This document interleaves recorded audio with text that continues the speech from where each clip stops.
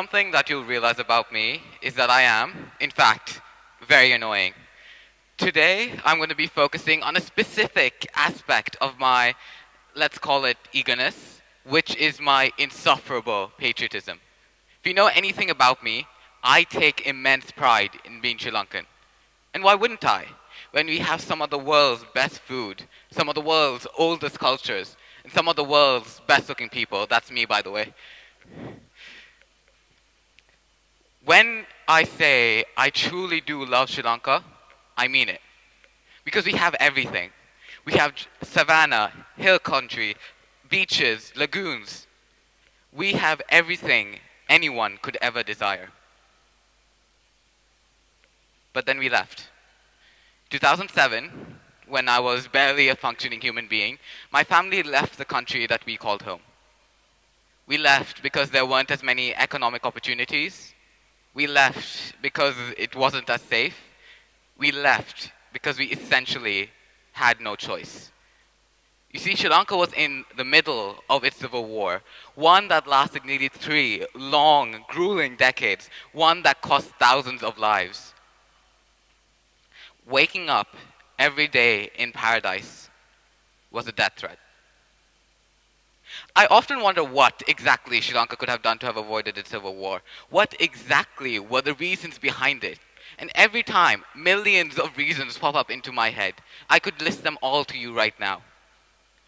But when you take the time to think about it, to ponder it, it all condenses down into one specific reason. Colonialism. Noun. The systematic occupation of another country to control its economic and political tools for the benefit of the colonizer.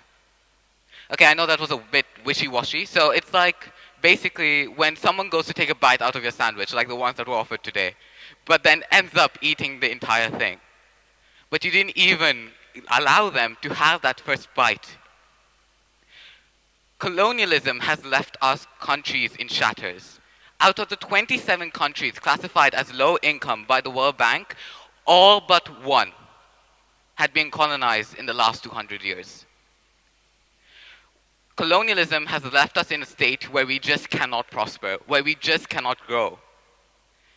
Let's look at how. 1. Infrastructure. All the roads, bridges, cities, ports that you see in our countries today don't exist to benefit us. They exist to benefit the colonizer. They exist to transport the economic materials that they wanted from source to port. That means today, as we attempt to create diversified and economies that go into multiple industries, we just end up not having the resources to do so because nothing that exists in our countries exists to connect us. 2. History. Colonizers had the benefit of history. They had king after king after king after king with a few civil wars thrown in there for a bit of spice, and you end up having economic systems that have tested every single political situation in the world. As we attempt to copy or emulate these systems, we end up having systems that just don't work for us because they weren't built for us. That means our systems today just don't work for us. But we did have that legacy. We did have that history, those ruins, those stability in the past. But in the events that led up to our independence, all of that was lost. 3. Unsustainability. Our economies are built on raw materials. We weren't colonized because we had a nice personality. That means that we just cannot sustain the economies that were built because they will eventually run out. There will be a day when we will have unfertile soil. There will be a day where we'll have polluted water.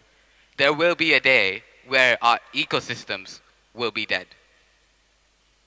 Okay, that was a bit depressing, so let's move on to something that we all love, money, or more specifically, reparations. So reparations is the major solution to the issue at hand. And it's like when someone apologizes but hands some money with it. So it's like me saying, hey, I'm sorry, here's some cash. Yes, there have been countries that have managed to create prosperous and economically growing economies in the last 50 years. But for the rest of us, we need to think of economically feasible solutions to the issue at hand. So, you tell me, how will that help? How will reparations help us? It's simple, really. We use that money to create the things that we are lacking: schools, universities, cities, opportunities. If you know anything about all of us, it's that we are incredibly hardworking. We have struggled to put food on the table, let alone to sit at it. Given the opportunity, we will do incredibly well. But despite all of that, we are doing spectacular. Asia remains the fastest growing region in the world, and that success is supposed to sustain throughout the entirety of this decade. Africa contains 1/3 of the world's largest cities and the fastest growing cities, the rest of them being located in Asia. For countries that have been denied every opportunity thus far, we are doing spectacular despite the chances. We are incredibly resilient, we are strong, we are hardworking. So the question is not if we will be rich again, because we clearly have that potential. The question is when. I'm Lasat, thank you.